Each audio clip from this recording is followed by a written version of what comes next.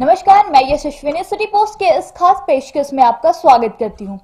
Begusarai JNU के पूर्व छात्र संघ अध्यक्ष कन्हैया कुमार ने जेएनयू प्रकरण को लेकर एक बार फिर से केंद्र सरकार को घेरा है और बीएचयू में अल्पसंख्यक समुदाय के प्रोफेसर को संस्कृत पढ़ाने से रोकने पर भी निशाना साधा है। उन्होंने कहा है कि बीएचयू में भारतीय संस्कृति और परंपरा को ठेस पहुंचाया जा रहा है।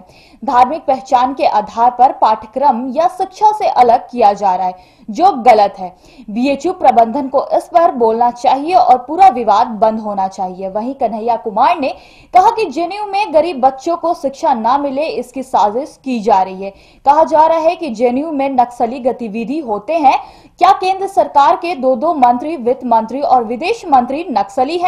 कन्हैया कुमार ने एनआरसी को लेकर भी केंद्र सरकार पर हमला बोला है। कन्हैया कुमार ने कहा है कि नोटबंदी के समय भी केंद्र सरकार ने कहा था कि काला धन वापस लाने को लेकर नोटबंदी की जा रही है।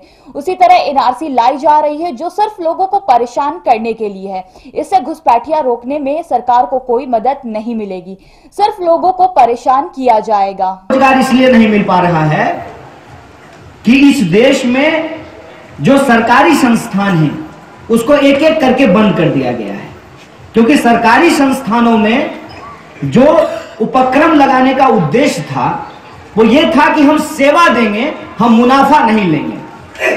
लेकिन जो निजी कंपनियां लगाई जाती है उसका उद्देश्य होता है कि हम सेवा देंगे या नहीं देंगे, लेकिन मुनाफा जरूर लेंगे।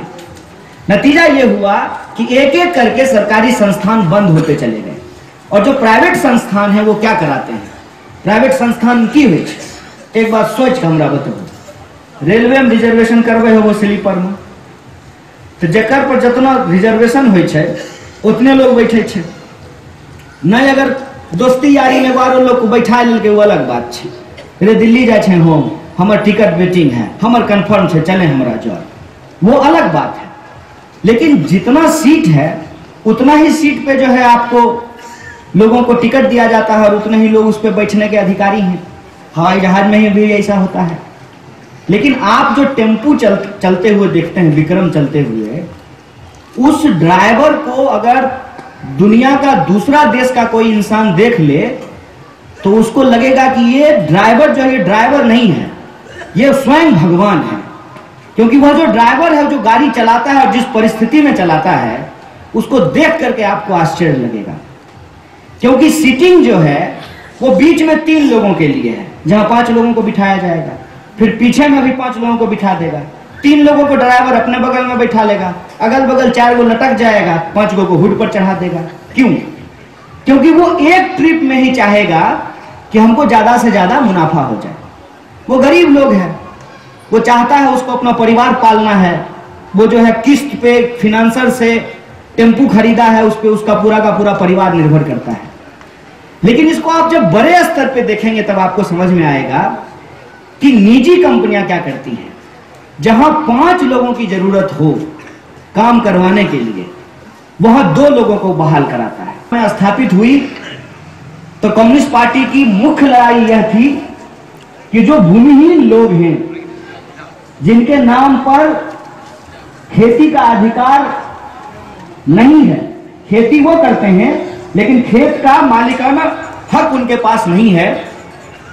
भूमि संघर्ष करने के बाद, किसानों के लिए आंदोलन करने के बाद पार्टी खड़ी हुई। आज परिस्थितियां बदल चुकी हैं। आप अपने गांव में, अपने पंचायत में, अपने इलाके में घूम करके देख लीजिए, कोई किसान से पूछिए, किसान ये नहीं कहेगा कि वो अपने बच्चे को किसान बनाना चाहता है। खेती किसानी की हालत यह हो गई है कि किसान खुद ही खेती छोड़ देना चाहता है।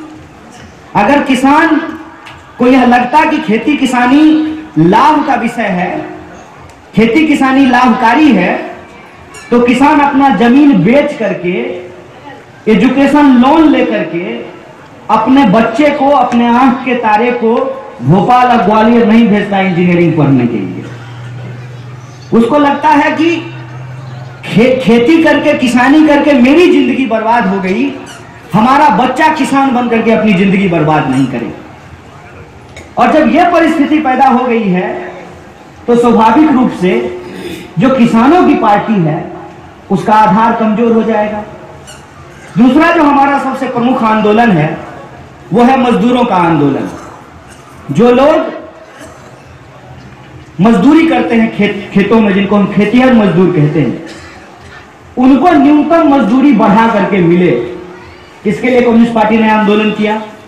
जो फैक्ट्रियां हमारे इलाके में थी, उन फैक्ट्रियों में ट्रेड यूनियन बना, फर्टिलाइजर, थर्मल, रिफाइनरी। आज उन फैक्ट्रियों की स्थिति क्या है? फैक्ट्रियों की स्थितियां ये है कि फैक्ट्री धीरे धीरे बंद हो रही है। सरकार एक एक करके अपने फैक्ट्रियों को बेच रही है, और जो सरकारी संस्थान बचे भी हैं, उन सरकारी संस्थानों में अब परमानेंट नौकरी नहीं मिलती है, ठेके पे नौकरी मिलती है। तो जो ठेके पे काम करने वाले मजदूर हैं, जब उनको ज्वाइन कराया जाता है, जब उनको बहाल कराया जाता है, तो कॉन्ट्रैक्ट पेपर पर ही साइन करा लेते हैं, हस्ताक्षर करवा लेते हैं कि अगर आप अपना यूनियन बनाएंगे तो आपको नौकरी से निकाल दी जाएगी। नतीजा क्या हुआ है कि फैक्ट्रियां नहीं है, फैक्ट्रियां हैं तो उनमें मजदूर कम है, और जो मजदूर हैं वो ठेके पे हैं, तो ट्रेड यूनियन आंदोलन कमजोर हो गया है। अगर आपको हमारी ये खबर पसंद आए तो हमारे चैनल को लाइक करें, सब्सक्राइब करें एंड बेल आइकन दबाना ना भूलें, ताकि इसी तरह हम अपनी हर खबर आप तक पहुंचाते रहें। धन्यवाद।